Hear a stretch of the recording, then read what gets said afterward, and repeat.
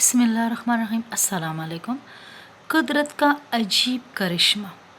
शेखुल इस्लाम मुफ्ती मोहम्मद तकी उस्मानी मद्दिज़िला अपने खुतबात में फ़रमाते हैं, एक मरतबा मैं जनूबी अफ्रीका में केप टाउन के इलाके में जा रहा था। रास्ते में एक जगह पहाड़ी इलाके में गाड़ी नमाज के लिए रोकी गई। वहाँ मैंने देखा एक खूबसूरत पौधा है। उसके पत्ते बहुत खूबसूरत थे। बेइख्तियार दिल चाहा कि इसके पत्ते को तोड़ लूं।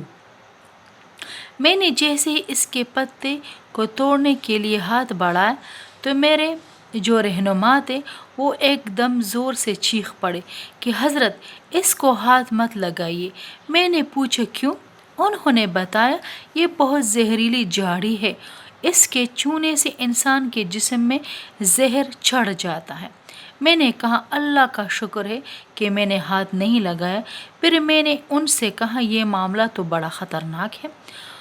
इस पर उन्होंने इससे भी ज़्यादा अजीब बात बताई, वो ये कि अल्लाह ताला की कुदरत का अजीब करिश्मा है कि जहाँ कहीं ये जहरीली झाड़ी होती है उसी की जड़ में आस पास लाजिमन एक पौधा ऐसा होता है। लिहाजा अगर किसी शख्स का हाथ इस जहरीले पौधे पर लग जाए तो वो फ़ौरन इस दूसरे पौधे के पत्ते को हाथ लगा दे, उसी वक़्त उसका जहर ख़त्म हो जाएगा। चुनांचे उन्होंने उसी की जड़ में वो दूसरा पौधा भी दिखाया जो इसका तर्याक है, यानी जहर ख़त्म करने वाला पौधा।